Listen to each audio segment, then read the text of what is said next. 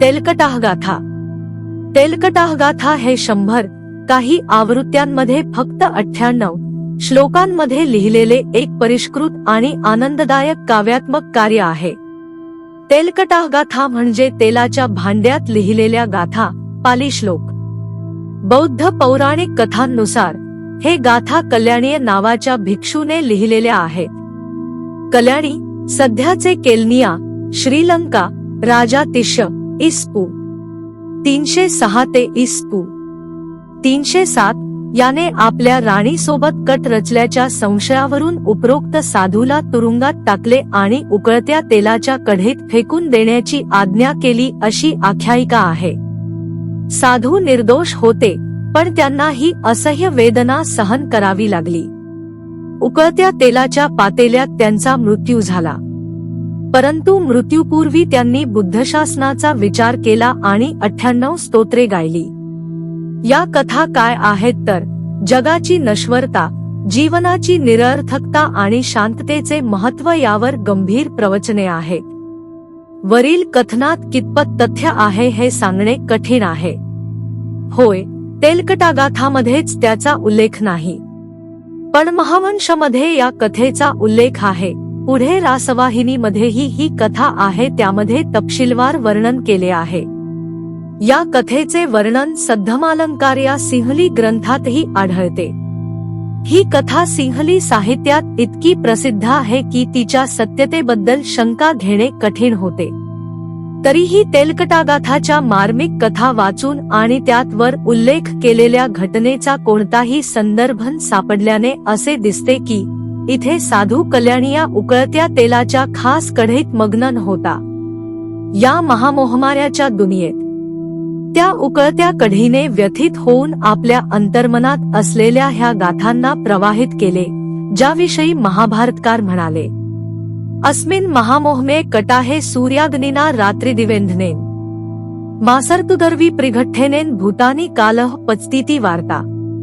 सूर्याच्या अग्नीने, रात्रंदिवसाच्या इंधनाने आणि ऋतूंच्या दारवीला चिरडून काळ या विलोभनीय मडक्यातील प्राण्यांना शिजवते, असे म्हणतात. तेलकटागाथा ही शतककवितेच्या शैलीवर लिहिलेली रचना आहे, त्यामुळे त्यात नैतिक आवाज प्राबल्य आहे. तरीही त्यात कवितेची कमतरता नाही. ही एक सुंदर रचना आहे, जी बौद्ध धर्माच्या मूलभूत तत्वांना उत्कट भिक्षूच्या सर्व तन्मयता आणि मार्मिकतेसह सादर करते.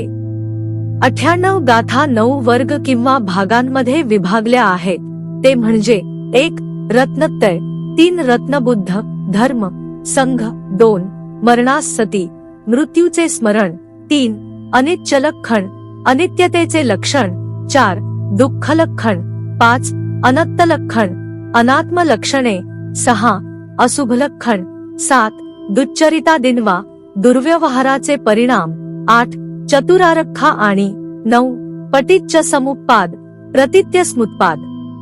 या गाथांमध्ये बौद्ध धर्माचे सर्व महत्त्वाचे विषय आलेले आहेत हे विषयपत्रिकेवरून लक्षात येते. पण सर्वात मोठी गोष्ट म्हणजे लेखकाची त्याच्या विषयाशी असलेली तल्लीनता, जी प्रत्येक गाथेत दिसते. अनात्म लक्षणावर खालील विधान पहा. पोसो यथा हि कदलीसु विनिभुजंतो सार तदप्पंपी नोपलभेय काम संधधेसु पदसु छळायतनेसु तेसु सुन्नेसु किंचिदपि नोपलभेय सार. गाथा 60. ज्याप्रमाणे मनुष्य केळीचे देठ उलगडताना त्यात काही सार आढळत नाही, त्याचप्रमाणे या 0-5 खंड आणि 6 खंडांमध्ये सार नाही. प्रतिकूलमनसिकरावर गीतेच्या शब्दात दुःखदोषनुदर्शन गंडूक मे विविधरोग निवास भूते काये सदा रुधिरमुत्तक्रीस पुण्ये यो एथ नंदती नरो ससिगाल भक्खे कामही सोचती परथस बालबुद्धी. गाथा 69. जो मूर्ख मनुष्य या शरीराला फोडासारखे नाना रोगांचे माहेरघर, रक्त, लघवी व विष्ठेने भरलेले, कोहलांनी खाल्लेले हे शरीर पाहून आनंद घेतो, तो निश्चितच येथून निघून जाईल आणि पुढील लोकात दुःख भोगेल. वरील गाथा तेलकटागाथाच्या काव्यसौंदर्याची ओळख करून देणारी आहेत. ते प्रथमच वाचल्यावर त्यागाशी संबंधित भर्तृहरीच्या श्लोकांचा निर्वेद त्यांच्यात प्रकट होतो.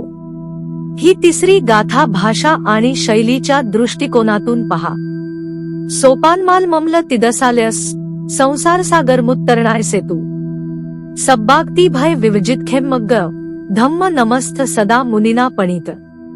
बुद्धांनी उपदेश केलेल्या धर्माचे व्रत जो स्वर्गात जाण्यासाठी शुद्ध शिडीसारखा आहे, जो जगाचा सागर ओलांडण्यासाठी पुलासारखा आहे आणि जो सर्व आक्षेप आणि भीतीपासून मुक्त आहे आणि कल्याणाचा मार्ग आहे. सोपमलमलम आणि संसार सागर समुत्तरण यांसारख्या श्लोकात यमक काढले आहे का ते पाहण्यासारखे आहे. संस्कृतचा हा वाढता प्रभाव तेलकटाहगाथाची सापेक्ष पुरातनता दर्शवतो. इसवी सनाच्या 12व्या शतकापूर्वी हा मजकूर लिहिला जाऊ शकत नाही असे विस्टर्निट्झने म्हटले आहे. किमान इस पूर्व 3व्या शतकातील कार्य तेलकटागाथा म्हणून मानता येणार नाही. तरीही भाषा आणि शैलीचा पुरावा कोणत्याही परिस्थितीत इतका दृश्यमान आणि अंतिम नाही की त्याच्या आधारावर आपण निःसंशयपणे मजकूर तारीख करू शकतो, निश्चितपणे निर्धारित करण्यात सक्षम व्हा. त्यामुळे विंटरनिट्झने निश्चित केलेले 12वे शतक ही तेलकटाहगाथाच्या निर्मितीची अस्सल तारीख मानता येत नाही. विस्टर्निट्झची स्थापना केवळ अनुमानांवर आधारित आहे. तसेच गायगर यांनी या रचनेचा कालखंड केवळ अंदाजानुसार 14वे शतक मानले आहे.